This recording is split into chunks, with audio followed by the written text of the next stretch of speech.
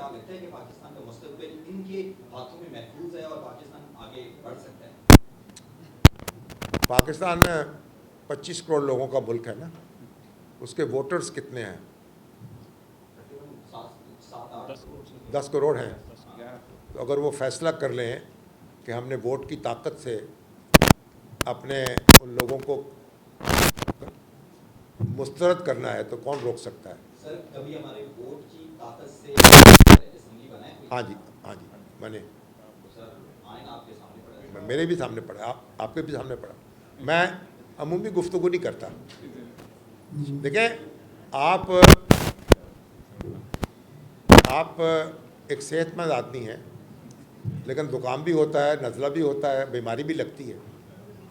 तो हमारे निज़ाम में भी बहुत सी खराबियां हैं, बहुत सी वो हैं। मगर आप ये कहें कि बिल्कुल ही यानी मुसल्लत कर दिए जाते हैं लोग, तो मुझे इससे इत्तेफाक नहीं है। 19-20 का हो सकता है, 15-18-20 का हो सकता है, लेकिन ऐसा नहीं होता। अगर आप रायामा को मुनज़्ज़म कर लें तो रायामा को मुनज़्ज़म करें, और ये हमारी मजहबी जमातें, हमारी सियासी जमातें अपने किरदार सही तरीके से दुरुस्त करें। अभी आपने देखा है कि भुट्टो साहब के दौर में क्या हुआ, लोगों ने खंभों को वोट दे दिए और बड़े बड़े जागीरदार, बड़े बड़े ज़िम्मेदार, बड़े बड़े रऊसा वो बिल्कुल शिकस्त खा गए। और उसके बाद क्या हुआ, इमरान खान साहब ने वहाँ इलेक्शन लड़ा KPK में। आप पता करें कितने लोग आम आदमी मुंतखब हुए। जो MMA ने वहाँ इलेक्शन लड़ा था पहले 2002 में, उसमें कितने आम आदमी मुंतखब हुए थे। तो ये आपको थोड़ी मेहनत करनी पड़ेगी और ये काम जारी रखना पड़ेगा, तो इंशाअल्लाह तो तब्दीली आती जाएगी। ये बड़ी अक़लियत में है ये लोग। अक्सरियत जो है, अक्सरियत तो उनकी है जो ख़त ग़ुरबत से नीचे ज़िंदगी गुजार रहे हैं, उनको मुनज़्ज़म करने की ज़रूरत है। कम्युनिकेशन का स्टूडेंट हूँ sir, as we are discussing future of Pakistan, और सर यहाँ पर ज़्यादा मीडिया पर्सनल्स मौजूद हैं। Sir, being a media student sir, मैं थोड़ा सा कंसर्न हूँ फ्यूचर ऑफ मीडिया के बारे में। जिस तरह सर हमारे एंकर पर्सन्स के साथ जो पाकिस्तान में सूरत हाल हो रही है, और सर एक हमारा कन्वेंशनल मॉडल है जिसमें वही गिने चुने लोग हमारे वो कहते हैं टॉप 20 एंकर्स हैं जो मेन स्ट्रीम मीडिया पर हैं। तो सर इसमें हमारा जो यंग जर्नलिस्ट है वो सर कैसे आगे आएगा जब वही कन्वेंशनल मॉडल मौजूद रहेगा और वही कन्वेंशनल लोग वहाँ पे बैठे रहेंगे? आप क्या चाहते हैं? डायरेक्ट पे मौका मिले सर, मौका मिले। आप ये जितने लोग हैं, कितने लोग हैं, ये कब से आ रहे हैं? कोई 2 साल पुराना है, कोई 3 साल पुराना है। नए चैनल खुल रहे हैं, यूट्यूबर्स नए नए आ रहे हैं, नए नए लिखने वाले आ रहे हैं। आप क्या करते हैं? आप क्या कर रहे हैं? स्टूडेंट है अभी? जी सर, मैथ्स काम के। जी सर। 1962 में 63 में हमारे अजीज़ भी थे और बहुत बड़े मीडिया पर्सन भी थे, शेख अहमद महमूद साहब। वो पहले हमीद नदामी साहब के पार्टनर थे, नवाब वक्त थे, मैनेजिंग एडिटर थे। फिर उन अलग हुए तो कोहिस्तान के मैनेजिंग एडिटर हो गए।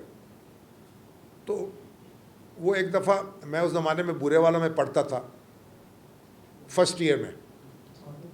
तो वो बुरे वाला आए अपने अखबार के सिलसिले में, तो मेरे भाई साहब जो थे उन्होंने कहा इसको कुछ समझाएं।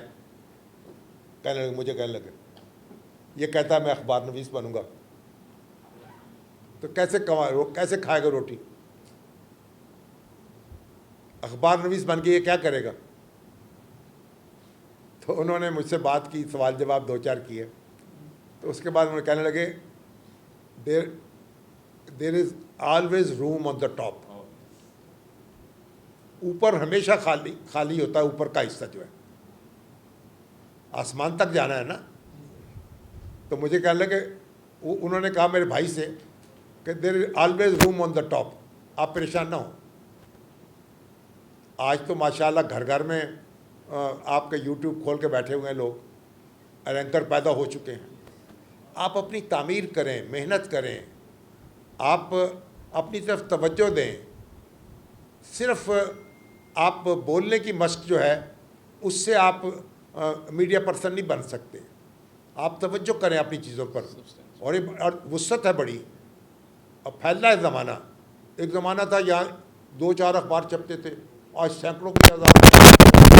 कितने चैनल, कितने यूट्यूब जो हैं वो उस पर लोग अब हज़ारे ख्याल कर रहे हैं, अपने व्लॉग कर रहे हैं। और ये मकबूल जान साहब को हम कहाँ सुनते हैं सुबह, यानी यूट्यूब पे इनके हज़ारों लाखों फॉलोअर्स हैं, उतने पैसे कमाते हैं लाखों में जितने वहाँ मीडिया से नहीं कमाते थे।